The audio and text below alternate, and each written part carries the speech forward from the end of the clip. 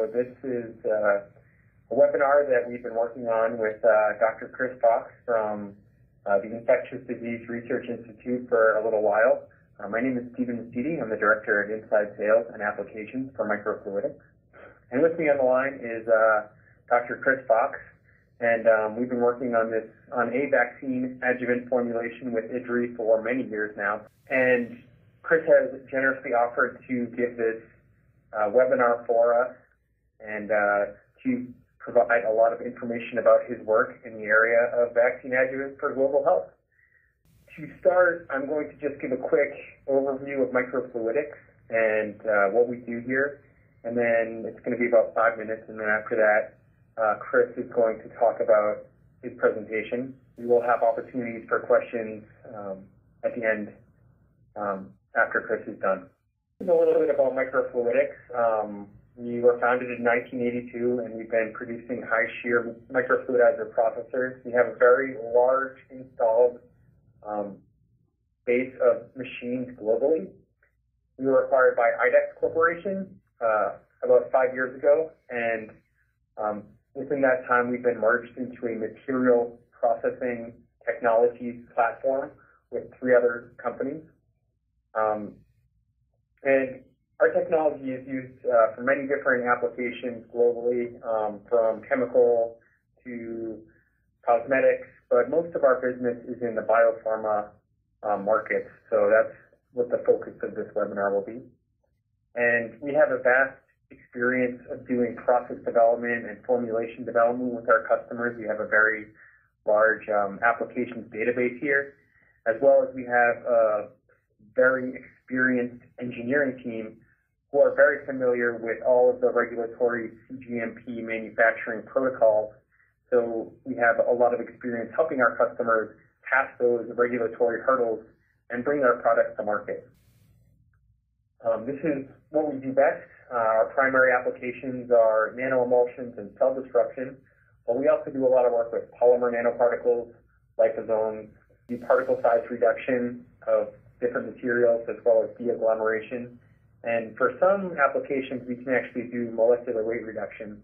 That's primarily for polysaccharides, but there are a couple of other applications where molecular weight reduction is the goal. We have a diverse product portfolio from the lab scale all the way up to the production scale. So we can offer many different processing options, including different batch sizes, and also different levels of cleanliness. We offer pharmaceutical-grade machines for processing both on small clinical batches all the way up to the production batches. And all of our machines are based on these fixed geometry interaction chambers. This is a schematic of a microfluidizer. They all use the same overview from the lab scale all the way up to the production scale, where there's a continuous process with an inlet reservoir, and then all of the material is pumped at constant pressure with these constant pressure intensifier pumps. And then they're pumped at very high pressures through these fixed geometry interaction chambers.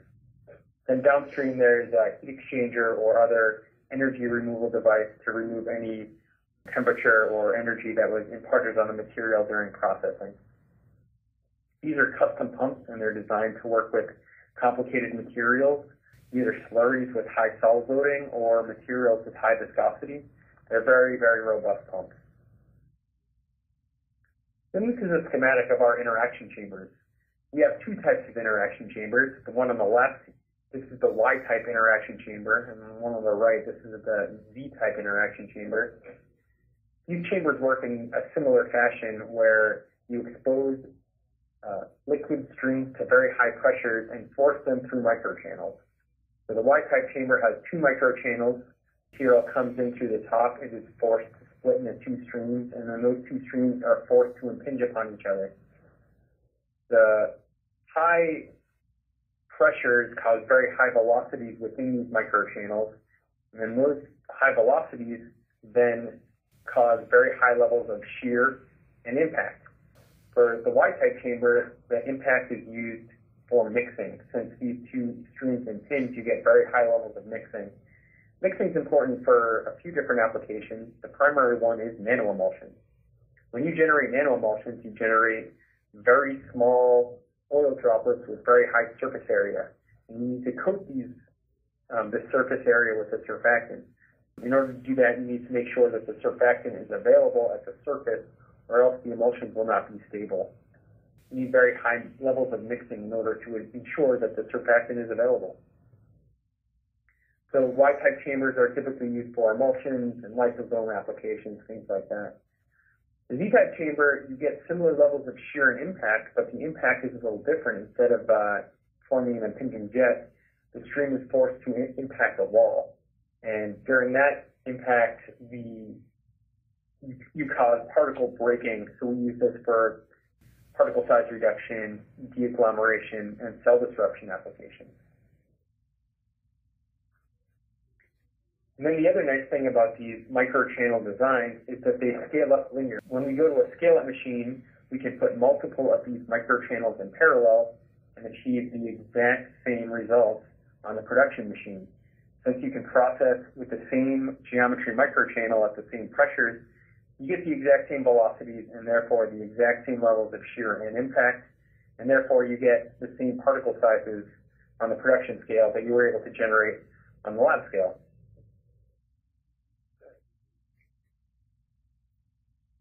So that's the benefit of our technology. We offer very high processing pressures, so we get very small particle size distributions. We have constant pressures and uniform geometry interaction chambers, so you get very tight particle size distributions, as well as very good batch-to-batch repeatability. And we also scale up very well. This is, our smallest volume machine. We can process volumes as small as 1 milliliter, and then this is our large production machine, which can process 80 liters per minute. And when you compare the two, you get virtually identical results.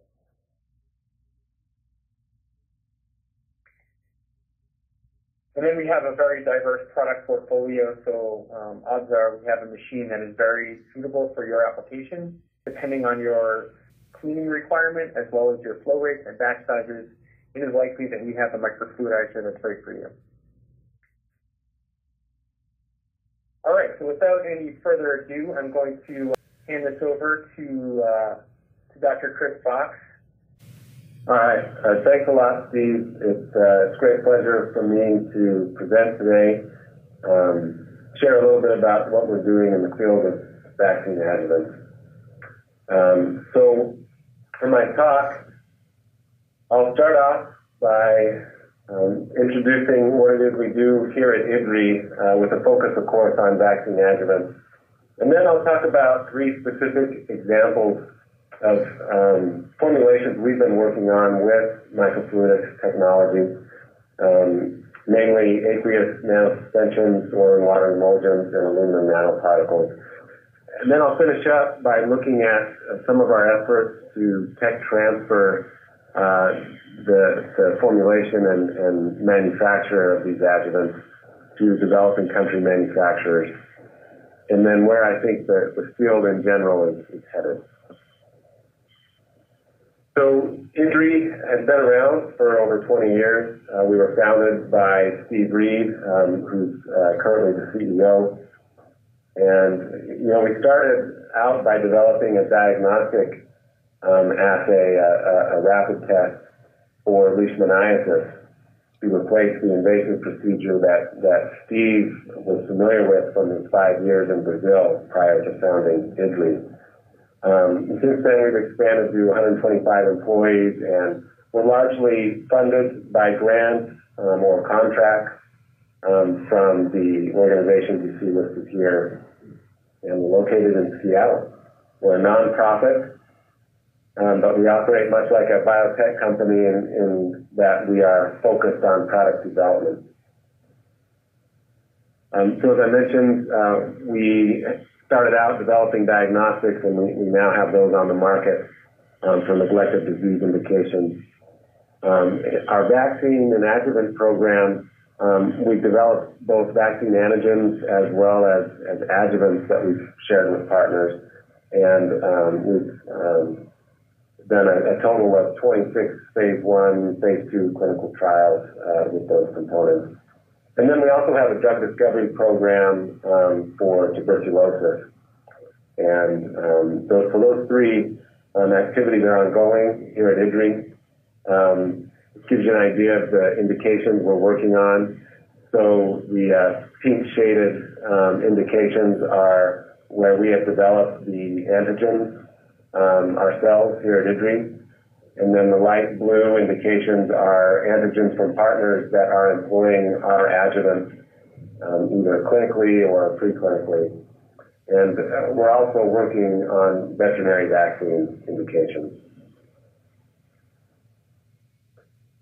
So vaccine adjuvants, the simplest way to think about them as something that you add to vaccines to enhance or shape the immune response. And the kinds of vaccine adjuvants can be simplistically broken down into specific molecules. So I'll call those molecular mimics of pathogen molecular patterns, or PAMPs. And these are molecules that activate specific receptors on our immune cells, and then signaling cascades result in cytokine production. Some of these pathways are largely known. Others we're still finding out how they work exactly. Another class of adjuvants is really particulate formulations, and these are what I call geometric mimics of pathogens, either on particle size or other physical properties, which help the vaccine get taken up better or delivered more appropriately. In reality, most adjuvants don't belong solely in either category, but they're combinations, where we'll often take a immunostimulatory molecule, like you see on the left there, the TLR4 ligand. We'll formulate that in some kind of nanoparticle, and then that's the finished adjuvant. So why adjuvants? There's a lot of benefits we think that adjuvants are bringing to the vaccine field and will bring in future. Let me just highlight a few of these.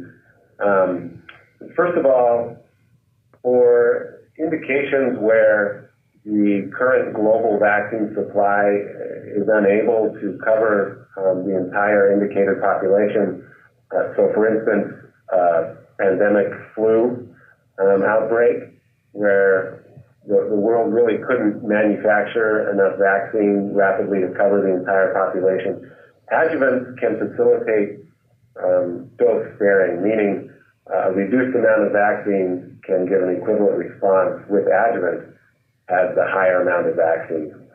So this becomes very important in those situations.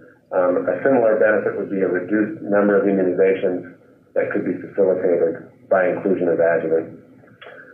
Regarding indications where there's a challenging immune response that needs to be elicited, and it's not just antibody-based like most existing vaccines. So we're talking T-cell-based indications like TB or malaria or perhaps HIV. These require potent adjuvants to generate this type of cellular immune response. And so you'll see more and more, I think, action here in the field from adjuvants. Also, therapeutic vaccines in a similar vein that require a more complex and potent immune response. Adjuvants are really finding applications here. Now, there's certain populations that, either because of immune senescence in the elderly or in very young children where the immune response is not completely developed, they don't respond so well to some vaccines. Adjuvants can change that paradigm and promote better responses in these populations. Also for pathogens that undergo drifts or shifts, such as influenza, adjuvants can broaden our immune responses to protect against heterologous strains, even that aren't present in the actual vaccine. And so this is a huge benefit as well. And finally, changing the timing of our immune response, mounting a faster immune response or one that is of longer duration, are also things that adjuvants can do. So this is why we're interested in them. We think they're a real game changer in the vaccine field. And the one thing that we could really stand to learn more about is how each adjuvant is working biologically. And there's been tremendous progress in the field over the last decade or so, but there's still much to be done. In this diagram, I've highlighted those two classes of adjuvants I mentioned earlier. So the immunostimulatory molecules such as TLR ligands, these bind to known receptors called TLR, which then activate a signaling cascade, resulting in cytokine production, which can then drive the resulting immune response. As for the particulate formulations, they may promote vaccine antigen uptake, so you'll get increased uptake or more efficient processing in the antigen-presenting cell. Particulate formulations may also activate a complex called the inflammasome, which itself results in cytokine production, which in turn can recruit immune cells to the site or to the lymph node. And together, these responses then eventually result in either cellular and or antibody responses of specific qualities such as Th1 or Th2. And the type of response you want depends on the disease that you're working to vaccinate against. So this is a simplified history of adjuvant development. And I'm borrowing this concept from Derek O'Hagan, an expert in the field, where we have this timeline showing the first adjuvant to be employed in human vaccines, which was really aluminum salt. We call it alum for short. And for many, many years, this was really the only adjuvant in licensed vaccines. More recently, we've been seeing different classes of adjuvants approved in Europe and the U.S. now. And that includes oil and water emulsions in flu vaccines. It includes TLR4 ligands in addition to alum for certain viral vaccines. And once again, we're seeing these same vaccines approved in the U.S. as well now. So it's an exciting time for adjuvants. I think in the near horizon, there's even more promising vaccines that are being developed. For instance, GSK's shingles vaccine completed phase 3 trials recently with an almost unbelievable high protection rate, even in the very elderly.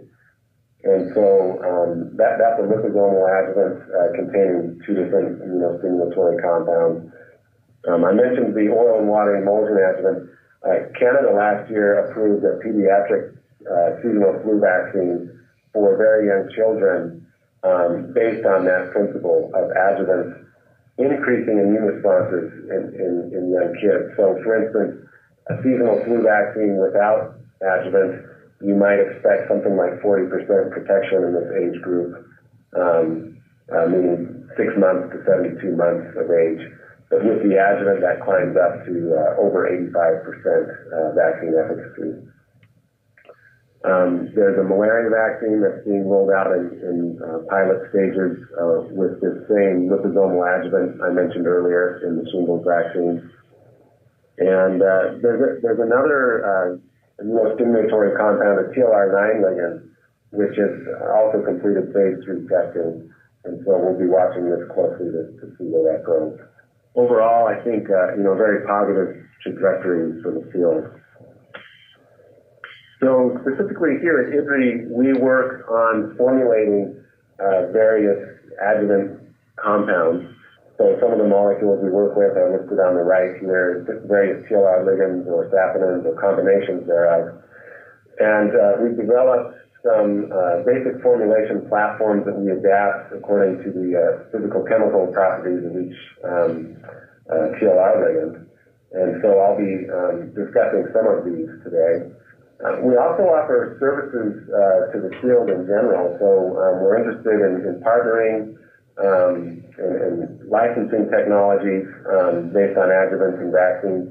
We also have a cGMP manufacturing suite suitable for manufacturing and fill finishing material for phase 1-2 clinical trials, whether it's vaccine-based or some other drug-based application.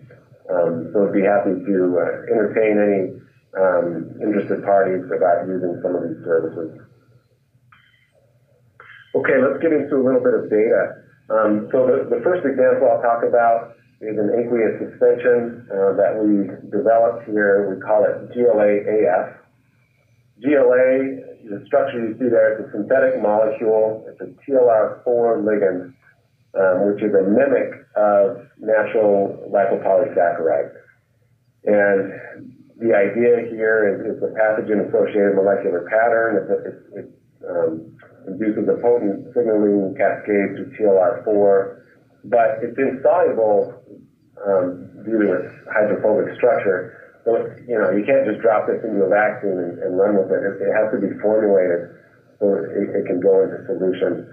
So we have various formulations for this molecule, one of which is this aqueous nanosuspension. It's really a simple formulation. It consists of mixing the GLA in organic solvent with a helper lipid, such as a phospholipid, like BPPC, which is what we use here, and then evaporating that off and hydrating and providing some energy input. Traditionally, we had used water bath sonication for that energy input, and that resulted in nanoparticle sizes, which we then mixed this type of formulation with a vaccine antigen, and that's the complete vaccine. So this has been done for other compounds as well, namely a naturally derived TLR4 in the HPV vaccine on the market. We've also most recently done this with a TLR7/8 ligand called 3MO52. You can read about that here. I'm not going to talk about that today because I want to highlight with GLA-AF the manufacturing process development that we performed. And I'll just mention this formulation has been in clinical testing with various vaccines, namely pandemic flu and hookworm, via different routes. Got a good safety profile. But we were manufacturing this by sonication, and the larger the scale we went to, the longer this would take. So at the 1 liter scale, we were sonicating for approximately 4 hours at a high temperature, and this just became undesirable and unworkable, really, as a manufacturing process. And that's when we looked towards microfluidization to see what improvements could be made. And so on the right here, you see the different pressures that we microfluidize the formulation at, the number of passes here on the other axes that it would pass through the interaction chambers that Steve described, and then the resulting particle size of the nanosuspension. So as you might expect, with higher pressure and higher numbers of passes, you get smaller particle size. And really after about 5 passes, the reduction in size isn't much. So this became a significant improvement in our manufacturing process. We were getting equivalent or smaller particle sizes than we got with sonication, and yet it was an order of magnitude less time to get to that point. We saw excellent recovery of the GLA, the active ingredient, and so we selected the 30,000 PSI conditions to move forward, and we've gone up to the 1 liter scale on our microfluidizer and seen good results. Now, of course, it's not just the physical chemical properties, but the question is, do we retain the bioactivity with the different manufacturing process? So our first look at that was an in vitro assay. So we take either a macrophage cell line on the left here or human whole blood. We stimulate the cells with the adjuvant formulation. So we made 2 batches each of a sonicated formulation or a microfluidized formulation. And then we measured the production of a cytokine MIP1 beta from the cells after they've been stimulated with the adjuvant. This is a cytokine that's responsible for attracting various immune cells. And what we found was overall a similar profile, regardless of the manufacturing process of the formulation. if anything, we saw a little bit tighter reproducibility with the 2 microfluidized batches compared to the 2 sonicated batches. But certainly no loss in bioactivity on this in vitro assay. And then we did an in vivo study. We immunized mice with a recombinant malaria antigen, PBCSP, and combined with the vaccine adjuvant or alone. And what we saw was, regardless of whether the adjuvant was sonicated or microfluidized, a similar antibody response after 2 immunizations. These were statistically higher than antigen alone, as you'd expect. And then as far as T-cell response, antigen-stimulated sphenocytes produced interferon gamma in the adjuvanted group, but not so much in the antigen-alone group. So overall, we were happy with this because we had a more efficient manufacturing process for this adjuvant formulation without detracting from the bioactivity that we had seen previously. So in my next example, I want to discuss an oil and water emulsion, and this is known as FE, stands for stable emulsion. This is really the flagship adjuvant formulation platform for IDRI. We've been making these for many years now, and they're based on squalene, so that's a biocompatible oil. They're processed by microfluidization to generate approximately 100 nanometer diameter droplets. These are monodispersed, as you see in the dynamic light scattering data on the left here. And these are quite stable. Refrigerated, we get several years stability. And we've made many GMP batches now and provided those for clinical testing. The emulsion itself is an effective adjuvant for certain vaccines, such as killed inactivated influenza vaccines. For other highly purified recombinant vaccines, we'll often formulate the emulsion to include another immunostimulatory compound, such as a TLR ligand. But my comments today are focused on just the emulsion without an additional TLR ligand. So these are highly interesting adjuvants. Number one, because next to alum, which has been in well over probably 1 billion human doses, emulsions are the most widely used adjuvants in human vaccines. So there's something like 200 million human doses that have been administered with oil and water emulsions. As I mentioned earlier, they can really enhance responses in the young population or in the elderly. And so that really ups the influenza vaccine efficacy in those populations. Now, since 2014, we've been working with BARDA from the U.S. government to increase the manufacturing capacity of our emulsion adjuvant, FE, here at IDRI. So rather than making thousands of doses like we've done previously for phase 1 testing, the idea was to up our capacity to be able to make millions of doses in the event of a pandemic. So we knew when we were given this charge that we were going to need to make some efficiency improvements in our manufacturing process in order to generate this amount of adjuvant in our small GMP facility. So this was the previous process. It involved several steps. Number one, we had 2 separate phases to prepare, an oil phase and an aqueous phase. The oil phase involved the sonication step. There was then a high-speed overhead batch mixing process followed by microfluidization for about 16 passes, and then a sterile filtration step. So looking at each step in this process, we tried to identify efficiencies. And one of the things we did was remove the separate phase of preparation and just put it all into one, what we call the one pot method, and remove the sonication step. Replace the overhead batch mixer with an inline mixer, which we can then connect directly to the microfluidizer. And then we upped the concentration of oil so that we were making a more concentrated formulation, which could then be diluted following manufacture to the appropriate concentration. And these efficiencies improved about 7-fold what we were able to do. But in consultation with Microfluidics, they indicated that actually upping the concentration of oil might result in the need to do fewer passes on the microfluidizer. This was counterintuitive to us, but sure enough, instead of having to do 16 passes, we find we can get away with 5 or 4 passes now with this new method.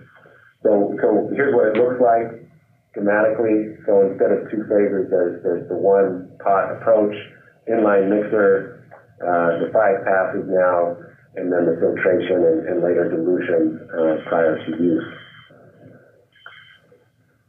So one of the things that made this process improvement possible was the scalability of the microfluidics equipment. So we have all 4 of these microfluidizers here at IDRI, and I'm showing the typical batch sizes that we make with each model. You can see the increased flow rates as the models get larger. Now our large capacity will obviously be done with this large 7250 microfluidizer, but the process improvements I talked about were done on smaller models. And the reason we felt confident in doing that was this data on this slide. So here you're seeing particle size from the nanoemulsion process on each of the 4 different microfluidizers we have here at IDRI.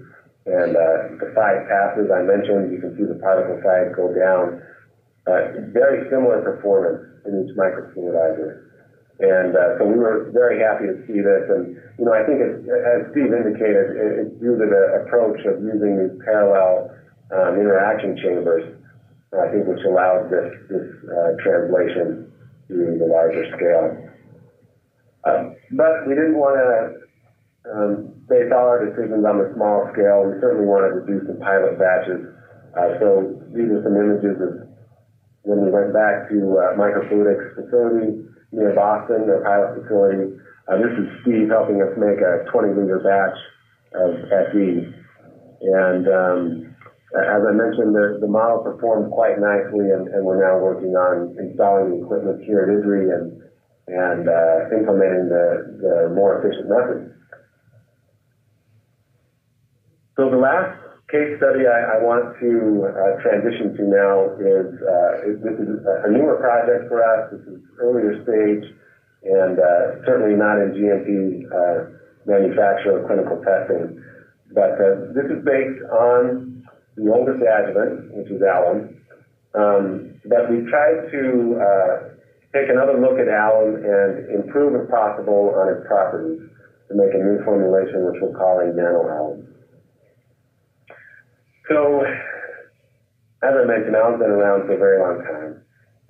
We know a lot about how it works. There's still work to be done here, but it's generally very well accepted by regulatory authorities, and it's known to enhance vaccine responses. Some of the challenges with alum is it's a heterogeneous mixture of particle sizes. So you can see in the cryo-EM images down here, these sort of loose aggregates of these rod-like, semi-crystalline particles.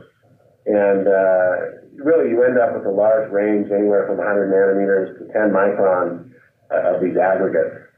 And anyone who's worked with alum that's listening will know that you can see sedimentation quite rapidly in a glass vial if it contains alum. And that's because of the large particle size of the material. So this makes it impossible to filter through 0.2 micron membrane. Therefore, it has to be autoclaved to be sterile. We also felt like if we could get more control over the particle size, that it might offer us some bioactivity advantages if we can have a formulation with a tunable particle size. So what we did was we started with a commercial alum formulation, a microparticle alum called hydrogel. This is widely used in the field.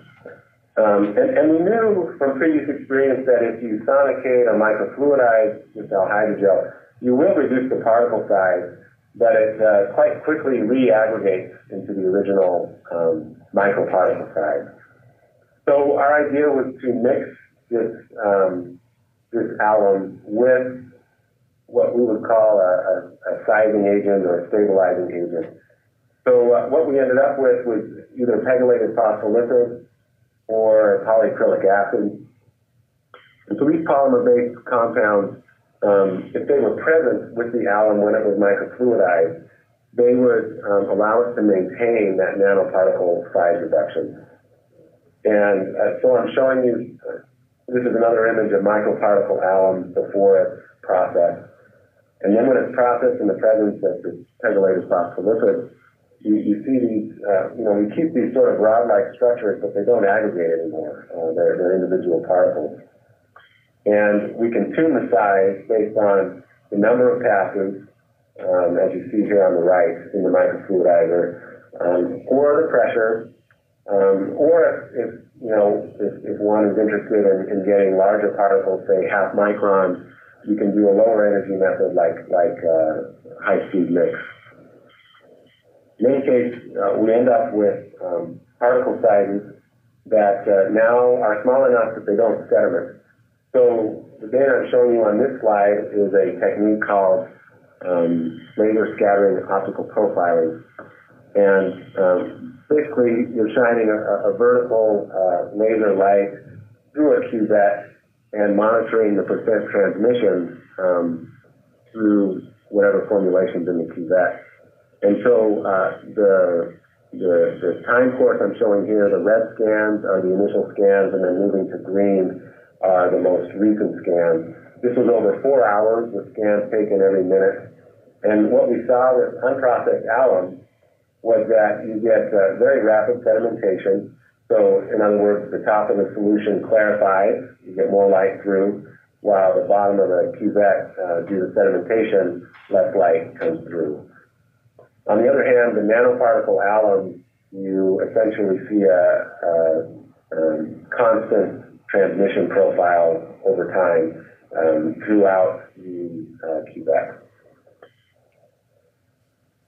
And this particle size is maintained long term. So these formulations on the left here is the polyacrylic acid stabilized nanoalum. On the right is the pegylated size alum. And we see at least 6 months. We're still monitoring this. We think it's going to go longer term. For the pegylated version, we're seeing 12 months now of physical stability. We've used atomic emission spectroscopy to show that we're not losing any aluminum, so we're recovering all of that after processing. And the big one is we can now filter through 0.2 micron membrane that removes the need for autoclaving the formulation. Okay, but how about bioactivity?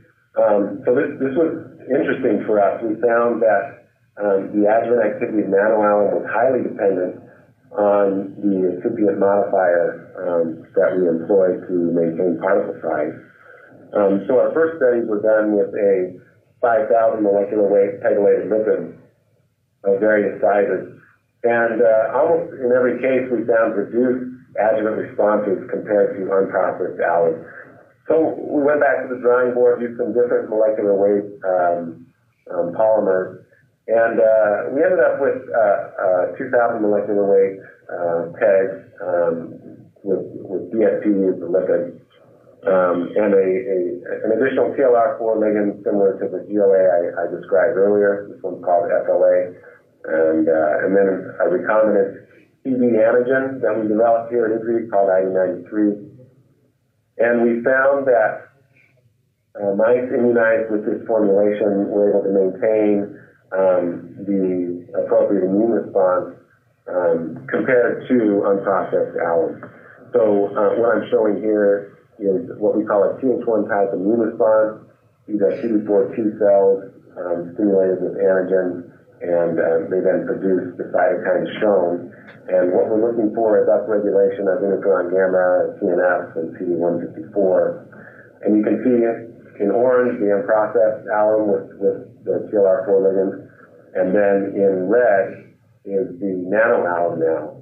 So if you compare the red to orange in the indicated cytokines, we're seeing pretty good comparability. IL-5 is actually something we don't want to see. It's a Th2 indicator. In fact, we see less in the nanoalum than in the unprocessed alum. So the nanoalum is at least as good, potentially a little bit better in this case, as far as bioactivity is concerned. So in other words, we've improved some of the manufacturing characteristics of the alum without losing bioactivity. Now, for the polyacrylic acid nanoalum, we've got some data coming in on this formulation now. And this is without a TLR4 ligand, so it's just the alum and the vaccine antigen. And we're finding that we're getting upregulation, surprisingly, of these Th1 type cytokines, even without a TLR4 ligand, in the nanoalum formulation in gray. Whereas the formulation that only contains unprocessed alum or just the PAA alone, we're not seeing appreciable responses. So this is very encouraging and appears we're enhancing now adjuvant activity with this particular nanoalum. So to finish up, I wanted to put this research and development in context of our mission to really provide increased access to adjuvants throughout the world and to transfer adjuvant technology, manufacturing, formulation technology to places where it's really needed the most. And so this is dealing with more than just the sort of scientific aspects that I've covered so far, but really the whole product development perspective, whether it's raw material supply, IP, regulatory considerations, and really fill a gap for the public sector and provide them this expertise in order to develop products. So on the map here, I'm showing some of the institutes we've worked with around the world. I just want to highlight a few examples.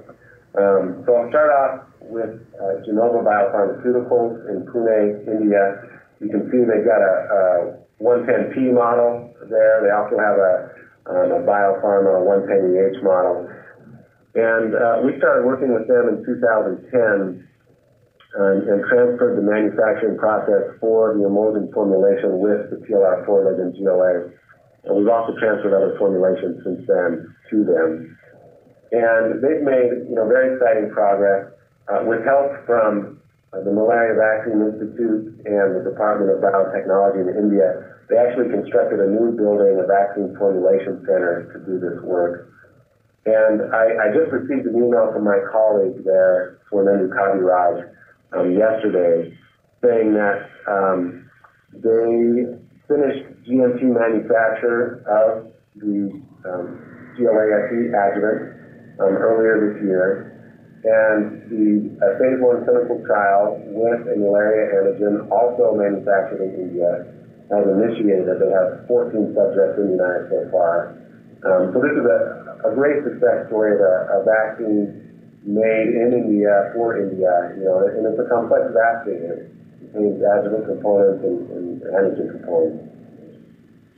Another example is in Romania with the Santacadino Institute in Bucharest, where we transferred the emulsion manufacturing process to them for their pandemic flu vaccine program, and they afterwards demonstrated they could independently make the adjuvant and it was effective in their challenge studies. More recently, we've been working with Instituto Butantan in Sao Paulo, and they are also working on pandemic flu, and so we've been working with them on adjuvant technology. And then in Cape Town, South Africa, with Afrigen Biologics, where they are now making research batches also of the emulsion formulation GLA for future TB vaccine testing in South Africa.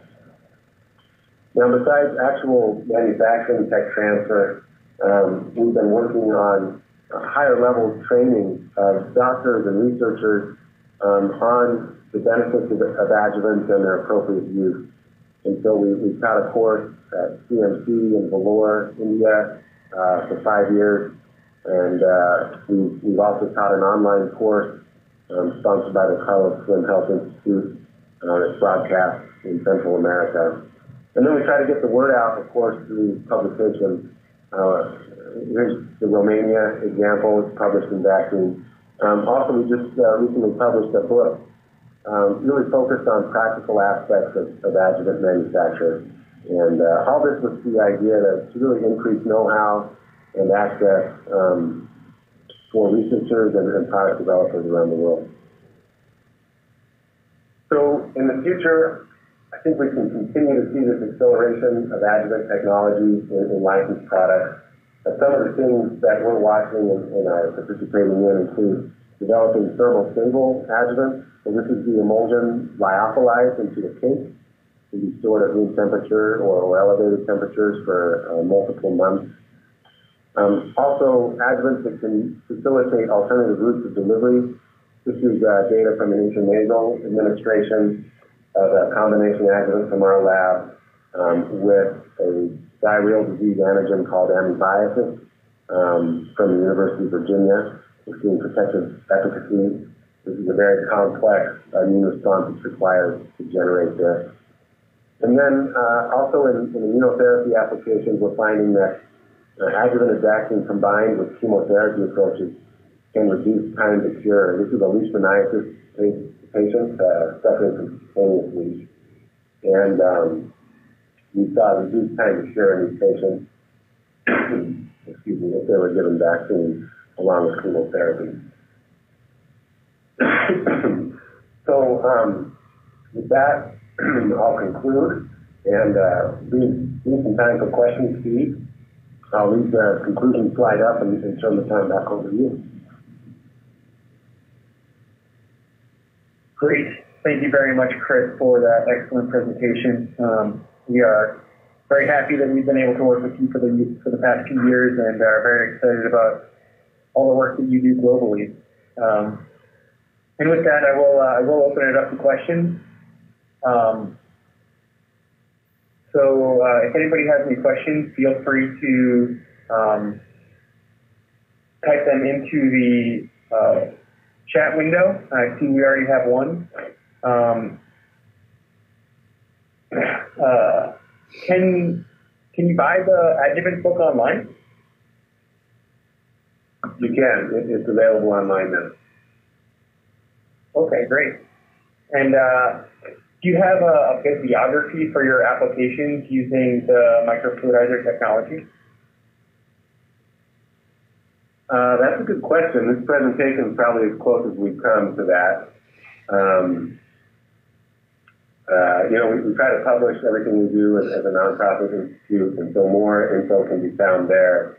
But I think that's about the extent of a bibliography compilation.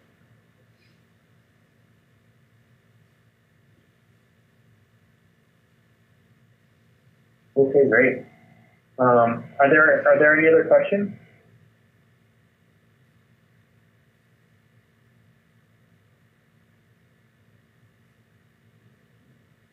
One question that came prior to the webinar was around the pre-formulation, and Chris did a pretty good job addressing that when he talked about his one-pod technique, but I'll touch on that a little bit more.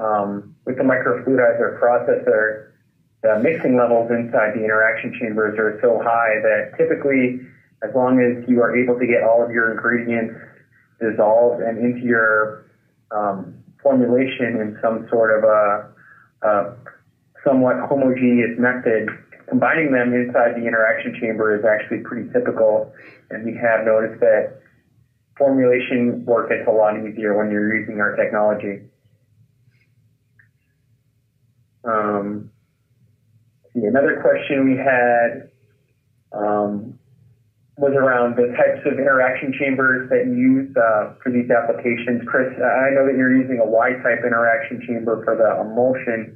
Do you know what type of interaction chamber you're using for your dispersion? Yeah, in all these examples, we're using a Y chamber followed by a V chamber for back pressure. Okay, great. And then another question is, have you ever considered mixing the alum adjuvant formulation with the nano-emulsion formulation? Yeah, that's a very interesting concept. We have done that. It forms what's called a Pickering emulsion. In other words, an oil that's stabilized by a solid phase stabilizer rather than a typical emulsifier. And so it can be done. It's interesting physically, but we haven't seen a lot of bioactivity benefits from that yet. I think more work needs to be done, but so far that's our consensus.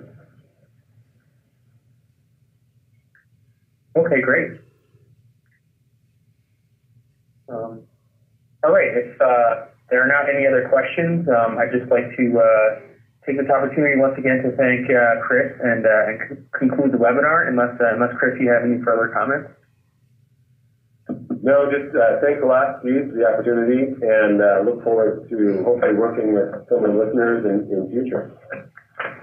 Great, yeah, and once again, our contact information is on the screen. Don't hesitate to reach out to us if you have any further questions. Thanks again.